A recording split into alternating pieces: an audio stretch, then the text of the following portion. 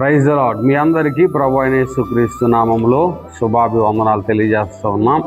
ఎలా ఉన్నారండి? బాగున్నారా? దేవుని కృపను బట్టి ఈరోజు దేవుని యొక్క వాగ్దానాన్ని మనమందరం వినడానికి దేవుడు మనకిచ్చినటువంటి ఈ గొప్ప అవకాశాన్ని బట్టి దేవుణ్ణి స్తుతిస్తూ మహిమపరుస్తూ ఉన్నాం. రండి మనమందరం కలిసి దేవుని యొక్క వాగ్దానాన్ని చదువుకుందాం. యెషయా గ్రంథము 41వ అధ్యాయము 11వ వచనం చదువుకుందాం. నీ మీద కోపపడిన వారందరూ సిగ్గుపడి విస్మయముందెదరు. హల్లెలూయా. ఈరోజు ఎంత చక్కటి వాగ్దానాన్ని ప్రభువారు మనకు చేస్తున్నారు చూసారా? నీ మీద ఎవరైతే కోపపడుతూ ఉన్నారో, నీ మీద ఎవరైతే తిరగబడుతూ ఉన్నారో, నీ మీద ఎవరైతే వ్యతిరేకంగా మాట్లాడుతున్నారో వారందరూ కూడా సిగ్గుపడుతున్నారని, సిగ్గుపడి విస్మయం పొందుతారని ఈరోజు దేవుడు నీతోనే వాగ్దానం చేస్తూ ఉన్నాడు.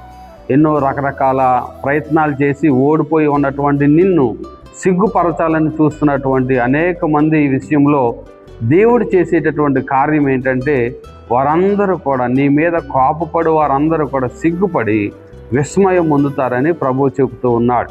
అయితే మనల్ని సిగ్గుపరచాలని చూస్తారు చాలామంది, మనల్ని విక్రించాలని చూస్తూ ఉంటారు. అయితే ఈరోజు దేవుడు నీకు, నీ కుటుంబానికి ఇస్తున్నటువంటి వాగ్దానం, నిన్ను ఎవరైతే సిగ్గుపరచాలని చూశారో, నిన్ను ఎవరైతే అవమానించాలని చూశారో వారందరూ కూడా సిగ్గుపడి విస్మయం పొందుతారని ఈరోజు దేవుడు నీతో వాగ్దానం చేస్తూ ఉన్నాడు.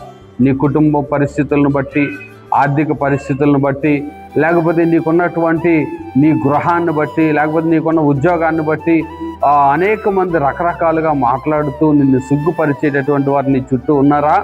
అయితే ఈరోజు నీతోనే ప్రభు చక్కటి వాగ్దానాన్ని చేస్తూ ఉన్నారు. నీ మీద ఎవరైతే కోపపడుతూ ఉన్నారో, నిన్ను ఎవరైతే అవమానిస్తూ ఉన్నారో, నిన్ను ఎవరైతే దూషిస్తూ ఉన్నారో వారందరూ కూడా సిగ్గుపడి విస్మయం పొందుతారని ప్రభు చెప్తూ ఉన్నాడు. అయితే మనల్ని సిగ్గుపరచాలని చూస్తున్నటువంటి వారే సిగ్గుపడబోతూ ఉన్నారు.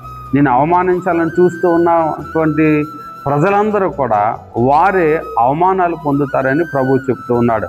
నువ్వు భయపడాల్సినటువంటి పని లేదు, దిగులు చెందాల్సినటువంటి అవసరత లేదు. కానీ దేవుని మీద ఆధారపడి బ్రతుకుతున్నటువంటి నీ జీవితంలో నిన్ను అవమానపరచాలని చూసిన వారే అవమానం పొందబోతూ ఉన్నారు. కనుక ధైర్యంతో నీవు ప్రార్థన పూర్వకంగా నీ పనులను ప్రారంభించు.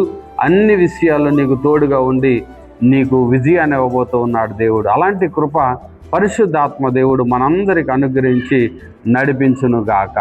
ఆమేన్. తలలు వంచండి, ప్రార్థన చేసుకుందాం. మహాగణుడు అయినటువంటి దేవానికి వందనాలు, స్తోత్రాలు.